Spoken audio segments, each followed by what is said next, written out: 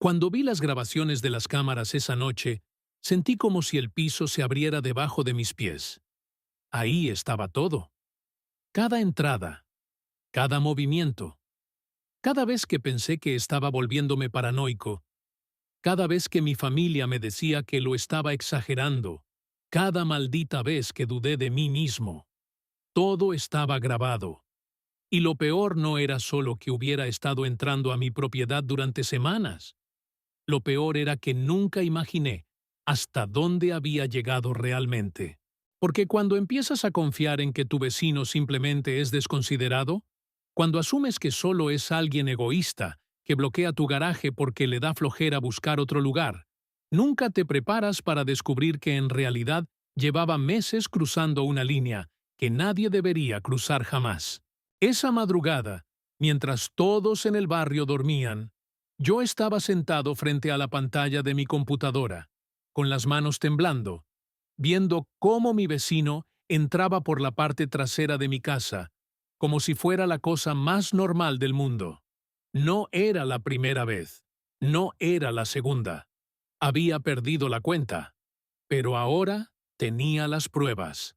Y cuando finalmente entendí qué era lo que realmente venía a hacer cada vez que dejaba su carro frente a mi garaje, cuando comprendí el verdadero motivo por el que siempre elegía esos horarios específicos, todo cobró sentido de la manera más perturbadora posible.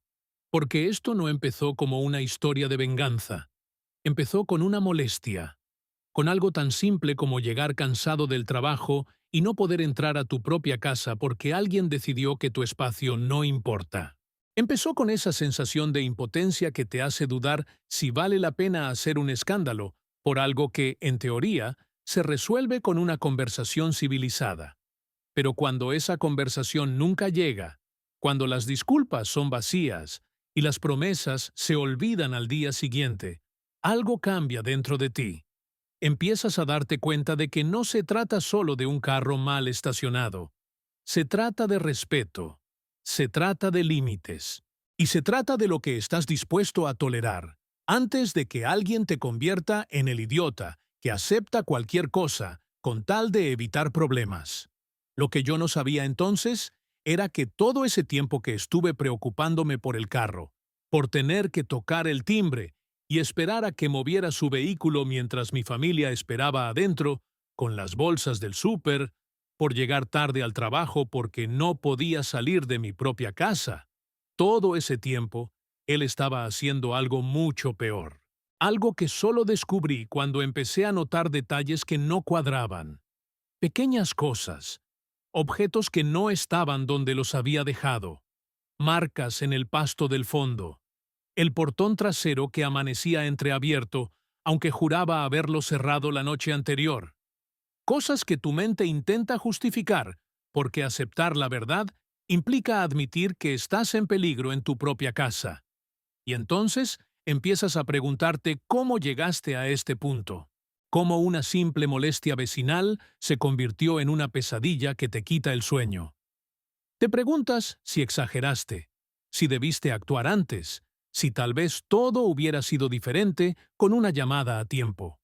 Pero cuando finalmente actúas, cuando decides que ya fue suficiente y tomas las medidas necesarias para proteger lo tuyo, descubres que el problema era mucho más grande de lo que imaginabas. Y que tu vecino, ese tipo que sonríe y saluda cuando se cruzan en la calle, llevaba una doble vida que nadie en el barrio sospechaba.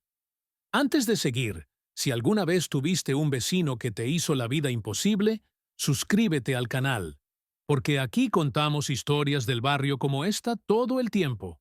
Porque lo que estás por escuchar no es solo mi historia. Es la historia de todos los que alguna vez sintieron que su espacio, su paz y su seguridad no importaban para alguien más. Y créeme, este es apenas el principio de todo lo que descubrí. Vivo en un barrio tranquilo de la periferia, de esos lugares donde todos se conocen, donde los niños juegan en la calle hasta que oscurece, y donde todavía existe esa sensación de comunidad que se está perdiendo en las ciudades grandes. Las casas son modestas, pero bien cuidadas. La mayoría de nosotros llevamos años aquí. Conocemos las rutinas de nuestros vecinos. Sabemos quién sale temprano al trabajo, quién tiene perros que ladran por las noches, quién organiza las carnitas los domingos. Es el tipo de lugar donde bajas la guardia porque asumes que estás entre gente decente. Mi nombre es Miguel. Llevo casi 10 años en esta casa. La compré cuando mi hija era pequeña, buscando exactamente esto. Un lugar seguro, alejado del ruido de la ciudad, donde pudiéramos tener un patio para que ella jugara. Trabajo en una empresa de logística, salgo temprano y regreso tarde, pero siempre he valorado tener mi propio espacio. Mi garaje no es grande, apenas cabe mi camioneta, pero es mío. Y después de pagar una hipoteca durante años, uno siente que tiene derecho a usarlo sin pedirle permiso a nadie. El vecino del que voy a hablar se mudó hace como 2 años. Se llama Roberto. Llegó solo. Nunca supimos mucho de él. Decía que trabajaba por su cuenta, algo relacionado con instalaciones eléctricas o plomería. Nunca quedó muy claro. Tenía un carro viejo, un sedán gris que siempre estaba sucio, con herramientas en el asiento trasero y papeles acumulados en el tablero. Al principio parecía alguien normal. Saludaba cuando nos cruzábamos. Nunca hubo problemas. Era de esos vecinos que pasan desapercibidos, que van y vienen sin hacer ruido, sin meterse en la vida de nadie. Pero hace como 6 meses empezó a estacionar su carro frente a mi garaje. La primera vez pensé que fue un descuido. Quizás llegó tarde. No se fijó. Estaba cansado. Salí. Toqué su puerta. Le expliqué amablemente que necesitaba que moviera el carro, porque tenía que salir temprano al día siguiente. Se disculpó. Dijo que no se había dado cuenta. Todo bien. Lo movió de inmediato. Pensé que había quedado claro. Pero 2 semanas después, volvió a pasar. Y esta vez, cuando toqué su puerta, tardó en abrir. Salió medio dormido, como molesto por la interrupción. Volvió a disculparse, pero esta vez con menos convicción. Movió el carro, pero lo dejó apenas unos metros más adelante, como dejando claro que le parecía ridículo que yo hiciera tanto escándalo por un espacio de estacionamiento. Ahí sentí la primera señal de que esto no iba a terminar bien. La tercera vez fue peor. Era un lunes por la mañana. Yo tenía una reunión importante en el trabajo. Salí a las 6 de la mañana, y su maldito carro estaba ahí otra vez, bloqueando completamente mi garaje. Toqué el timbre. Nada. Toqué más fuerte. Silencio. Llamé por teléfono, porque en la junta de vecinos habíamos intercambiado números. No contestó. Esperé 15 minutos, media hora. Tuve que llamar a un Uber para no llegar tarde. Perdí tiempo y dinero por su falta de consideración. Cuando volví en la tarde, el carro ya no estaba. Ni siquiera tuvo la decencia de disculparse después. Si esta historia ya te atrapó, deja tu like. Eso ayuda muchísimo a que más personas encuentren estas crónicas del barrio. Porque lo que viene después te va a demostrar que a veces lo que parece una simple falta de educación es en realidad la punta de algo mucho más oscuro. Después de ese incidente, decidí hablar con él en persona. No como vecino paciente, sino como alguien que ya estaba harto. Lo esperé una tarde cuando llegó del trabajo. Me acerqué antes de que entrara a su casa. Le dije, con toda la calma que pude reunir, que esto no podía seguir pasando. Que mi garaje era mi espacio y que necesitaba respeto. Él me miró con esa expresión que te hace sentir como si estuvieras exagerando. Me dijo que lo sentía, que andaba distraído, que había tenido problemas últimamente. Siempre tenía una excusa. Y siempre terminaba la conversación con una promesa vacía de que no volvería a pasar. Pero sí volvió a pasar. Una y otra vez. Y lo peor era el patrón. No era todos los días. No era aleatorio. Eran días específicos. Martes por la noche, jueves temprano, sábados por la madrugada. Siempre dejaba el carro ahí, bloqueando mi garaje, y desaparecía durante horas. A veces ni siquiera estaba en su casa. Tocaba el timbre y nadie respondía.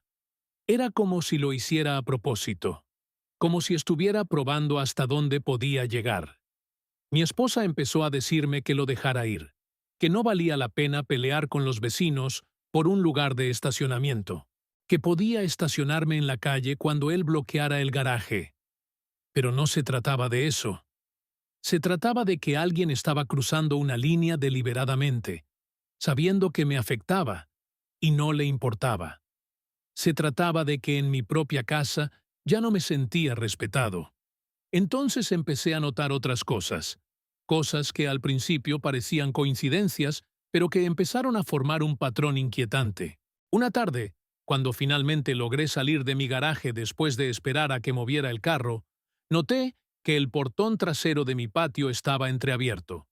Yo siempre lo cierro con candado porque ahí tengo herramientas y algunas cosas de valor. Revisé el candado. No estaba forzado. Estaba abierto, como si alguien hubiera usado una llave o lo hubiera manipulado con cuidado. Pensé que tal vez mi hija había salido a jugar y olvidó cerrarlo. Pero ella juraba que no había estado en el patio ese día. Unos días después, encontré pisadas en el pasto del fondo. Pisadas grandes, de botas.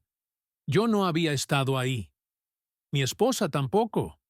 Y las marcas iban desde el portón trasero hasta la ventana de la cocina, como si alguien hubiera estado mirando hacia adentro. Sentí un escalofrío. Revisé las ventanas. Todas estaban cerradas. Nada parecía fuera de lugar. Pero la sensación de que alguien había estado ahí, observando, no se me quitaba. Le comenté a mi esposa. Ella se asustó. Me dijo que llamara a la policía. Pero, ¿qué les iba a decir? ¿Que mi vecino estaciona su carro frente a mi garaje y que encontré pisadas en mi patio? No era suficiente. No había pruebas de nada. Solo una sensación. Una sospecha. Esa incomodidad que te dice que algo anda mal, pero que no puedes probar. Entonces, empecé a prestar más atención. Me quedaba despierto hasta tarde, mirando por la ventana. Y una noche, cerca de las 2 de la madrugada, lo vi. Roberto salió de su casa, se subió a su carro, lo estacionó frente a mi garaje como siempre, y luego, en lugar de volver a su casa, caminó hacia el costado del terreno. Desapareció en la oscuridad. Salí sigilosamente al patio delantero para ver hacia dónde iba. No lo vi. Había desaparecido completamente, pero su carro seguía ahí, bloqueando mi salida. ¿Alguna vez te pasó algo parecido con un vecino? Cuéntamelo en los comentarios, porque lo que descubrí después me hizo entender que todo este tiempo, cada vez que bloqueaba mi garaje, no era descuido ni egoísmo. Era parte de algo planeado, algo que nadie en el barrio imaginaba. A la mañana siguiente, decidí confrontarlo de nuevo. Esta vez, no iba a aceptar excusas. Toqué su puerta con fuerza. Tardó en abrir. Cuando finalmente salió, tenía esa mirada de fastidio, como si yo fuera el problema. Le pregunté directamente qué hacía anoche a las 2 de la madrugada. Me miró confundido. Dijo que no sabía de qué hablaba, que había estado durmiendo. Le dije que lo había visto salir. Se puso a la defensiva. Me preguntó si ahora lo estaba espiando. Le dije que no, que simplemente estaba cansado de que bloqueara mi garaje y que había notado cosas extrañas. Él negó todo. Dijo que yo estaba paranoico, que probablemente vi a alguien más. Cerró la puerta sin decir nada más. Ahí supe que esto iba a escalar. Porque cuando alguien miente descaradamente a tu cara, sabiendo que ambos conocen la verdad, el conflicto deja de ser un malentendido y se convierte en una guerra silenciosa. Decidí tomar acción. Compré una cámara de seguridad. La instalé apuntando hacia el frente de mi casa, cubriendo la entrada del garaje y parte de la calle. También puse una segunda cámara en el patio trasero, oculta entre unas plantas, enfocando el portón. Si algo estaba pasando, lo iba a grabar. Los primeros días no pasó nada fuera de lo normal. Roberto seguía estacionándose frente a mi garaje esporádicamente, pero ahora yo tenía grabaciones de cada vez que lo hacía. Guardaba todo: fechas, horas, duración. Estaba construyendo un caso por si necesitaba presentarlo a las autoridades o a la junta vecinal. Pero lo que realmente quería era descubrir qué estaba haciendo en las madrugadas. Y no tuve que esperar mucho. 3 noches después, cerca de la 1 de la mañana, la cámara trasera detectó movimiento. Recibí la notificación en mi celular. Me levanté de inmediato, abrí la aplicación y ahí estaba Roberto, entrando por el portón trasero de mi propiedad, con una linterna pequeña, moviéndose despacio, como alguien que sabe exactamente lo que está haciendo. Caminó por el costado de la casa, se detuvo cerca de la ventana del cuarto de mi hija, sacó su celular y tomó fotos. Me quedé paralizado. El corazón me latía tan fuerte que pensé que iba a despertar a toda la casa. Quería salir corriendo y enfrentarlo ahí mismo, pero algo me detuvo. Necesitaba más pruebas. Necesitaba que quedara grabado todo.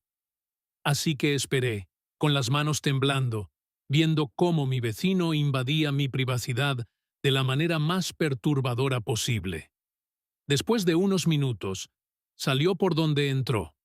Cerró el portón con cuidado. Volvió a su carro, que seguía bloqueando mi garaje, y se fue. Todo quedó grabado. Cada segundo. Cada movimiento. Esa noche no pude dormir. No paré de revisar las grabaciones. Tenía miedo de despertar a mi esposa y mostrarle lo que había visto. Tenía miedo de asustar a mi hija. Pero sobre todo, tenía miedo de no saber qué más había hecho antes de que yo instalara las cámaras. Al día siguiente, revisé todas las grabaciones anteriores y descubrí que no había sido la primera vez. La semana pasada también había entrado. 2 semanas antes igual. Siempre el mismo patrón. Dejaba el carro frente a mi garaje. Entraba por la parte trasera. Tomaba fotos y se iba. ¿Fotos de qué? ¿De mi casa? ¿De mi familia? ¿Estaba planeando un robo? ¿Era un acosador? No lo sabía. Lo único que sabía era que tenía pruebas suficientes para denunciarlo. Llamé a un amigo que trabaja en la policía municipal. Le mostré las grabaciones. Se puso serio. Me dijo que esto era grave, que era allanamiento de morada y posible acoso, que tenía que hacer una denuncia formal. Me dijo que también revisara si faltaba algo de valor, porque a veces estos tipos entran varias veces para estudiar el lugar antes de robar. Revisé toda la casa. No faltaba nada. Pero encontré algo peor. En el patio trasero, cerca del portón, había marcas recientes de herramientas, como si alguien hubiera intentado forzar la ventana del sótano. No la habían logrado abrir, pero lo habían intentado. Tomé fotos de todo. Ahora tenía un caso completo.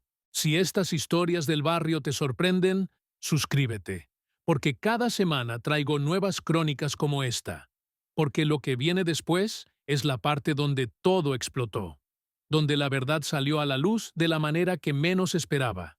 Fui a la delegación municipal con todas las pruebas. Presenté la denuncia formal. Les mostré las grabaciones. Les expliqué todo el patrón de comportamiento. El oficial que me atendió reconoció a Roberto por la descripción. Me dijo que ya tenían reportes de él en otros barrios. Nada comprobado, pero sí sospechas. Problemas con vecinos. Denuncias por comportamiento extraño. Incluso una orden de alejamiento en su contra hace un par de años por acoso a una vecina en su antiguo domicilio. Me quedé helado. ¿Cómo es posible que alguien con antecedentes así pueda mudarse a un barrio tranquilo sin que nadie sepa? ¿Sin que nadie nos advierta? El oficial me explicó que a menos que tenga condena firme, no pueden hacer mucho, solo vigilarlo, y que mi denuncia Ayudaría a construir un caso más sólido si las cosas escalaban. Pero yo no quería esperar a que escalara. Ya había escalado.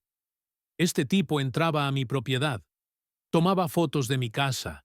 Había intentado forzar una ventana. Mi familia estaba en peligro, y lo único que podían decirme era que esperara, que juntara más pruebas, que tuviera paciencia. ¿Paciencia para qué? ¿Para que entrara de nuevo? ¿Para que esta vez lograra abrir una ventana? Cuando llegué a casa, mi esposa notó que algo andaba mal. Le conté todo. Se asustó. Quería que nos fuéramos, que rentáramos un lugar temporalmente hasta que esto se resolviera. Pero yo no iba a dejar que este tipo nos sacara de nuestra propia casa. Esta era mi casa. Aquí habíamos construido nuestra vida. Aquí mi hija había crecido. No iba a regalarle la victoria tan fácil. Esa noche convoqué una reunión con la junta vecinal. Les mostré las grabaciones. Varias personas se quedaron en shock. Nadie se imaginaba que Roberto fuera capaz de algo así. Algunos vecinos empezaron a compartir sus propias experiencias con él, cosas que antes parecían insignificantes, pero que ahora cobraban sentido.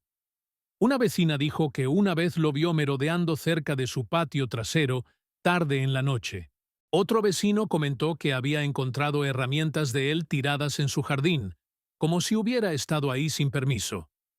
Una familia mencionó que su perro ladraba descontroladamente cada vez que Roberto pasaba cerca, algo que nunca hacía con otros vecinos. Todo empezó a encajar. No era solo conmigo. Roberto llevaba meses, tal vez años, comportándose de manera extraña con varios vecinos. Pero nadie había dicho nada, porque cada incidente por separado parecía menor. Era el conjunto lo que revelaba un patrón peligroso. La junta vecinal decidió tomar acción. Contratamos un vigilante privado para que patrullara el barrio durante las noches. También pusimos señalización de zona vigilada y cámaras de seguridad activas en todas las entradas del barrio. Varios vecinos instalaron sus propias cámaras. De repente, el barrio entero estaba en alerta. Roberto se dio cuenta. Dejó de estacionar su carro frente a mi garaje. De hecho, casi no salía de su casa. Pero eso no me tranquilizaba. Porque alguien así no simplemente se rinde. Alguien que lleva meses invadiendo la privacidad de sus vecinos no cambia de la noche a la mañana. Estaba esperando. Y yo también. Entonces pasó algo que no esperaba. Una tarde tocaron a mi puerta. Era una mujer joven, de unos 20 años. Me preguntó si yo era el que había presentado la denuncia contra Roberto. Le dije que sí. Se presentó como Valeria, su exnovia. Me dijo que necesitaba hablar conmigo, que tenía información que podía ayudarme. La invité a pasar. Lo que me contó fue escalofriante. Valeria había salido con Roberto hace 2 años. Al principio todo era normal, pero con el tiempo él se volvió obsesivo. La seguía. Revisaba su celular. La celaba con sus amigos. Y lo peor, tomaba fotos de ella sin su consentimiento. Fotos en la ducha, cambiándose de ropa, durmiendo. Cuando ella lo descubrió y quiso terminar la relación, él la amenazó. Le dijo que tenía fotos comprometedoras y que las iba a publicar si lo dejaba. Ella tuvo que pedir una orden de alejamiento. Valeria me mostró documentos, copias de la orden judicial, mensajes amenazantes que Roberto le había enviado. Todo era real. Me dijo que cuando se enteró por conocidos en común que Roberto vivía en mi barrio y que había reportes de comportamiento similar, supo que tenía que advertirme, que este tipo no iba a parar hasta que lo encerraran. Dime en los comentarios qué crees que va a pasar ahora. Siempre leo lo que opinan, porque con esta información todo cambió. Ya no era solo un vecino molesto. Era un delincuente serial que había encontrado en nuestro barrio su nuevo territorio de caza. Con el testimonio de Valeria y las nuevas pruebas que ella aportó, la denuncia tomó otro nivel. La policía ya no podía ignorarlo. Emitieron una orden de cateo para la casa de Roberto. Yo estuve presente el día que la ejecutaron, junto con varios vecinos que también habían presentado denuncias después de la reunión vecinal. Lo que encontraron dentro fue mucho peor de lo que cualquiera de nosotros imaginaba. Tenía una computadora llena de fotos, cientos de fotos, de varias casas del barrio, de ventanas, de patios, de familias, sin saber que estaban siendo fotografiadas, fotos de mi hija jugando en el jardín, fotos de mi esposa tendiendo la ropa, fotos de otras vecinas en situaciones privadas. También encontraron herramientas para forzar cerraduras, una colección de llaves maestras y lo más perturbador, un cuaderno donde llevaba registro detallado de las rutinas de cada familia. ¿A qué hora salían? ¿A qué hora llegaban? ¿Cuándo la casa quedaba sola? Los oficiales me explicaron que Roberto no era simplemente un mirón. Era un delincuente preparándose para algo mayor. Las herramientas, las llaves, el registro de rutinas, todo indicaba que estaba planeando robos. Y las fotos eran su manera de estudiar cada objetivo. El hecho de que bloqueara mi garaje no era casualidad ni desconsideración. Era estratégico. Necesitaba un pretexto para estar cerca de mi casa, sin levantar sospechas. Si alguien lo veía merodeando, podía decir que solo estaba cerca de su carro. Roberto fue arrestado ese mismo día. Se lo llevaron esposado, mientras varios vecinos salíamos a ver. No dijo nada. No se resistió. Solo bajó la cabeza y dejó que lo metieran a la patrulla. Varios vecinos aplaudieron. Otros lloraban de alivio. Yo solo sentí un peso enorme salir de mis hombros. Por fin podíamos dormir tranquilos. La investigación reveló más. Roberto tenía antecedentes en 3 estados diferentes. Siempre el mismo patrón. Se mudaba a un barrio tranquilo, se ganaba la confianza de los vecinos y luego empezaba a invadir propiedades. En 2 casos anteriores, había logrado robar objetos de valor. En otro caso había acosado a una menor de edad, pero siempre se mudaba antes de que las autoridades pudieran atraparlo. Esta vez no lo logró. Esta vez teníamos pruebas contundentes. El fiscal me llamó para informarme que el caso era sólido.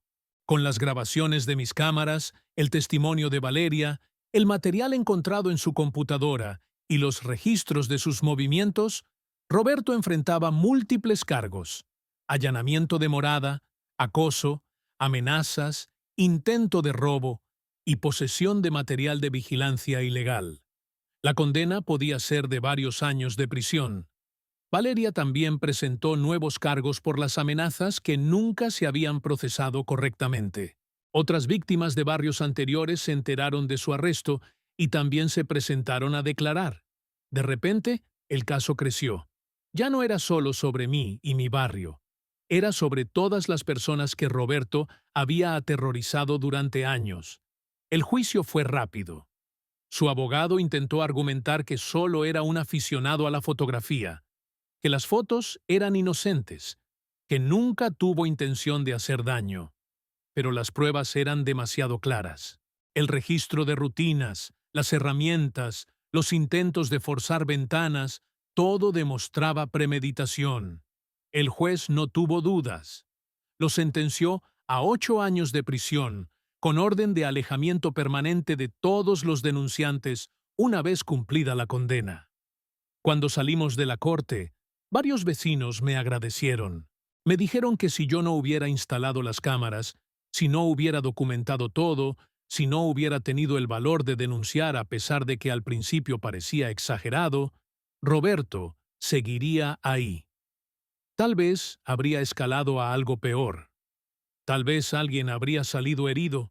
Si te gustan estas historias donde la verdad sale a la luz y por fin se hace justicia, suscríbete al canal ahora mismo, porque estas crónicas del barrio son reales. Son historias de gente común que se enfrentó a situaciones que nunca imaginaron vivir y que encontró la fuerza para no quedarse callada. Han pasado 6 meses desde que Roberto fue sentenciado. El barrio volvió a ser lo que era antes: tranquilo, seguro, un lugar donde los niños pueden jugar en la calle sin que sus padres vivan con miedo. Pero algo cambió en todos nosotros. Ya no somos tan confiados. Ya no asumimos que conocer a alguien de vista significa conocerlo de verdad. La casa de Roberto sigue desocupada. El dueño está buscando nuevos inquilinos, pero ahora todos somos más cuidadosos con quién se muda al barrio. La junta vecinal implementó un sistema de referencias. Ya no basta con pagar la renta. Ahora pedimos antecedentes. Tal vez suene paranoico, pero después de lo que vivimos, preferimos ser precavidos. Mi familia está bien. Mi hija sigue jugando en el patio, pero ahora tenemos más cámaras instaladas. No por miedo, sino por prevención. Mi esposa tardó un par de meses en sentirse completamente segura de nuevo. Hubo noches en que cualquier ruido la despertaba sobresaltada. Pero con el tiempo, esa sensación de peligro constante se fue diluyendo. Ahora sabemos que tomamos las decisiones correctas, que no exageramos, que nuestro instinto no nos falló. Lo que más me queda de todo esto es una lección que nunca olvidaré. Los límites existen por algo. Y cuando alguien los cruza repetidamente, no es descuido, no es mala suerte, es una señal, una advertencia de que algo más grande se está gestando. Y si no actuamos a tiempo, si dejamos pasar esas señales por miedo al conflicto o por no querer hacer escándalo, el problema solo va a crecer. Muchos vecinos me han dicho que al principio pensaban que yo estaba exagerando, que me estaba obsesionando con algo insignificante, que solo era un carro mal estacionado. Pero cuando vieron las pruebas, cuando entendieron que detrás de esa molestia, aparentemente menor, había un delincuente calculador, todos cambiaron de opinión. Y varios de ellos me confesaron que también habían notado cosas raras con Roberto, pero que nunca dijeron nada, porque no querían parecer paranoicos. Eso es lo más peligroso, el silencio, el miedo a parecer exagerado, la vergüenza de admitir que algo te hace sentir incómodo sin tener pruebas concretas. Porque los depredadores cuentan con eso. Cuentan con que sus víctimas duden de sí mismas. Cuentan con que los vecinos no hablen entre ellos. Cuentan con que cada uno maneje su incomodidad en privado, sin darse cuenta de que todos están viviendo lo mismo. Por eso decidí contar esta historia. Porque sé que hay miles de barrios como el mío. Miles de personas que están viviendo situaciones similares en este momento. Personas que tienen un vecino que cruza límites, que invade su espacio, que los hace sentir inseguros en su propia casa. Y tal vez están dudando si vale la pena hacer algo al respecto. Tal vez piensan que están exagerando. A todos ellos les digo, confíen en su instinto. Si algo se siente mal, probablemente está mal. Documenten todo. Graben, fotografíen, escriban. No esperen a tener pruebas perfectas para actuar. Hablen con sus vecinos. Hagan denuncias. No se queden callados por miedo a parecer conflictivos, porque el costo de quedarse callado puede ser mucho mayor que el costo de parecer exagerado. El barrio ahora es más unido que antes. Tenemos un grupo de WhatsApp donde todos reportamos cualquier cosa sospechosa. Organizamos guardias vecinales los fines de semana. Nos cuidamos entre nosotros, y aunque ojalá nunca hubiéramos tenido que pasar por esto, al menos sacamos algo positivo.